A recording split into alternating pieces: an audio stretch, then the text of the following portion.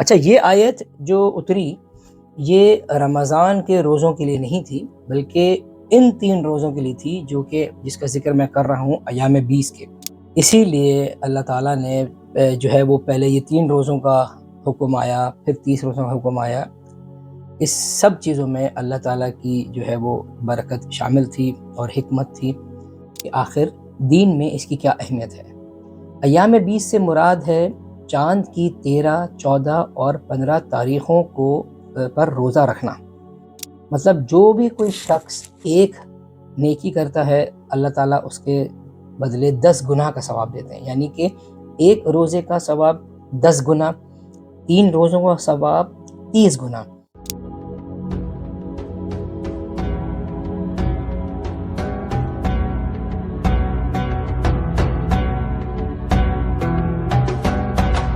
اعوذ باللہ من الشیطان الرجیم، بسم اللہ الرحمن الرحیم۔ اللہم صلی علی محمد وعلی آل محمد کما صلیت علی ابراہیم وعلی آل ابراہیم انک حمید مجید۔ اللہم بارک علی محمد وعلی آل محمد کما بارکت علی ابراہیم وعلی آل ابراہیم انک حمید مجید۔ تمام تعریفیں اللہ کے لیے ہیں اور نبی پاک صلی اللہ علیہ وآلہ وسلم اللہ کے آخری اور پیارے نبی ہیں۔ آج کا ہمارا عنوان ہے، ٹاپک ہے ایام 20 کیا ہے؟ آخر یہ ایام 20 ہے کیا؟ اس کو ہم آج انشاءاللہ العزیز ڈیٹیل میں دیکھیں گے اور سمجھیں گے کہ آخر دین میں اس کی کیا اہمیت ہے۔ ایام 20 سے مراد ہے چاند کی 13، 14 اور 15 تاریخوں پر روزہ رکھنا۔ یہ اتنے امپورٹنٹ ہیں فضیلت کے لحاظ سے کہ اگر مجھے اور آپ کو اس کی اہمیت کا اندازہ ہو جائے یا پتہ چل جائے تو ہم لوگ اپنی زندگی میں کبھی بھی ان روزوں کو نہیں چھوڑیں گے۔ سبحان اللہ۔ نبی کریم صلی اللہ علیہ وآلہ وسلم نے ایک جگہ یہ ارشاد فرمایا کہ جس نے یہ روزے رکھے عربی مہینے کے لحاظ سے گویا اس نے زمانے کے روزے رکھ لیے۔ سبحان اللہ۔ آپ کو میں نے یہ بتایا تھا کہ رمضان کے روزے اور شوال کے روزے ملا کر پورے سال کے روزوں کا ثواب اور اجر ملتا ہے، لیکن کون نہیں چاہے گا جو یہ ان 3 روزوں کو رکھ لے اور پورے زمانے کے روزوں رکھنے کا ثواب مل جائے۔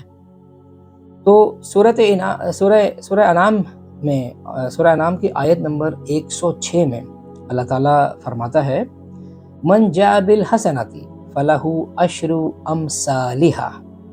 مطلب جو بھی کوئی شخص ایک نیکی کرتا ہے اللہ تعالیٰ اس کے بدلے 10 گناہ کا ثواب دیتے ہیں، یعنی کہ ایک روزے کا ثواب 10 گنا، 3 روزوں کا ثواب 30 گنا۔ اور اگر آپ نے ہر مہینے یہ 3 روزے رکھ لیے، یعنی کہ یہ 12 روزے رکھ لیے، تو 12 کو جب 30 سے ملٹیپلائی کریں گے تو 360 آنسر آتا ہے۔ اس کا مطلب پورے سال کے روزوں کا ثواب۔ تو یہ چھوٹا سا میتھس بھی آپ کے سامنے رکھ دیا۔ تو آئیے میں آپ کو مزید ڈیٹیلز میں بتاتا ہوں کہ آخر ان 3 روزوں کی ہسٹری کیا ہے۔ عرب پہلے زمانے میں روزے رکھنے کے عادی نہیں تھے، اور اگر ڈائریکٹلی ان کے اوپر 30 روزے آ جاتے جو کہ اللہ تعالیٰ کو، دیکھیں اللہ تعالیٰ کے ہر کام اللہ کو پہلے سے پتہ ہے۔ روزوں کا حکم آنا تھا، اور ڈائریکٹ اگر عرب کے اوپر 30 روزے پڑ جاتے تو ان کے لیے کافی مشکل پیدا ہو جاتی۔ تو آپ صلی اللہ علیہ وآلہ وسلم جب ہجرت فرما کر مدینہ تشریف لے کر گئے تو دیکھا کہ یہود جو ہیں وہ ایک روزہ رکھتے ہیں، یعنی کہ یوم عاشورہ کا، 10 محرم کا روزہ رکھتے ہیں۔ تو جب دریافت کیا گیا کہ آخر کیا وجہ ہے یہ روزہ تم کیوں رکھتے ہو، تو پتہ چلا کہ یہ روزہ وہ اس لیے رکھتے ہیں کہ اللہ تعالیٰ نے اس دن فرعون کو موسیٰ کے ذریعے غرق کیا، تو اسی شکرانے کے طور پر یہ روزہ رکھا جاتا ہے۔ تو نبی پاک صلی اللہ علیہ وآلہ وسلم نے فرمایا کہ موسیٰ کے تو ہم تم سے زیادہ حقدار ہیں علیہ الصلاۃ والسلام۔ اور پھر آپ صلی اللہ علیہ وآلہ وسلم نے صحابہ کو حکم دیا کہ ہم بھی عاشورہ کا روزہ رکھیں گے، لیکن ہم 2 روزے رکھیں گے۔ پھر کچھ عرصے کے بعد اللہ تعالیٰ سے حکم آ گیا، اور سورہ بقرہ کی آیت نمبر 183 میں اللہ تعالیٰ فرماتا ہے یا ایھا الذین آمنوا کتب علیکم الصیام کما کتب علی الذین من قبلکم لعلکم تتقون۔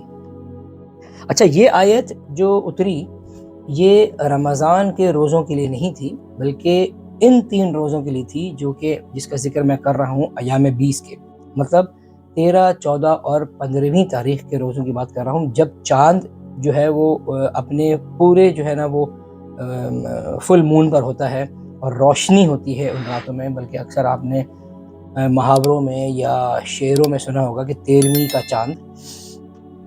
اچھا، جب رمضان کا حکم آیا بعد میں تو یہ 3 روزے ایام 20 کے نفل روزے بن گئے اور رمضان کے روزے فرض روزے بن گئے۔ اچھا، جیسا کہ میں نے آپ کو بتایا کہ عرب جو تھے وہ عادی نہیں تھے ان روزوں رکھنے کے، تو اللہ تعالیٰ کی اس میں حکمت تھی کہ آہستہ آہستہ جو ہے وہ عرب کو روزوں کی طرف لایا جائے۔ اسی لیے اللہ تعالیٰ نے جو ہے وہ پہلے یہ 3 روزوں کا حکم آیا، پھر 30 روزوں کا حکم آیا۔ اس سب چیزوں میں اللہ تعالیٰ کی جو ہے وہ برکت شامل تھی اور حکمت تھی۔ اللہ تعالیٰ کے کام نرالے ہیں، سبحان اللہ۔ اب ہم کو یہ بات صاف ظاہر ہو گئی اور کلیئر ہو گئی اور پتہ چل گئی کہ جو قرآن میں حکم آیا، جو میں نے ابھی آیت آپ کے سامنے پڑھی، تو وہ ان 3 روزوں کے بارے میں تھی، نہ کہ رمضان کے روزوں کے بارے میں۔ ان 3 روزوں کو ایام 20 بھی کہتے ہیں، جس طرح میں نے آپ کو بتایا میرے ٹاپک کا نام بھی یہ تھا، اور ایام 20 سے مراد وہی ہے کہ چاند اپنے جو ہے نا وہ فل روشن ہوتا ہے یا فل مون ہوتا ہے۔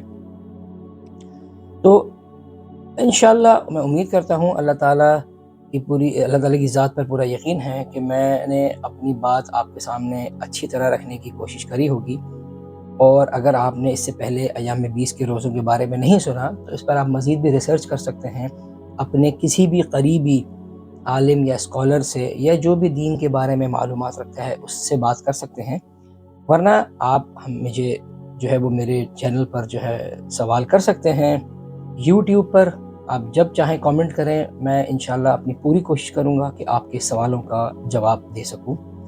اسی کے ساتھ اپنے ٹاپک کا اختتام کرتے ہیں، اور ہمیشہ کی طرح میں پھر سے آپ کو ایک بات بولوں گا کہ میرے چینل کو ضرور سبسکرائب کریں، لائک کریں، شیئر کریں۔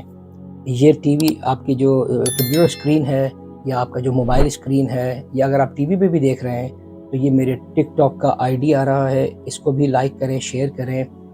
انسٹاگرام کا بھی آئی ڈی آ رہا ہے، اس کو بھی لائک کریں، شیئر کریں، تاکہ زیادہ سے زیادہ ہم دین کو پھیلانے میں کامیاب رہیں۔ اللہ تعالیٰ میری اس چھوٹی کاوش کو اپنی بارگاہ الہی میں قبول فرمائے۔ وآخر دعوانا الحمدللہ رب العالمین۔ السلام علیکم ورحمۃ اللہ وبرکاتہ۔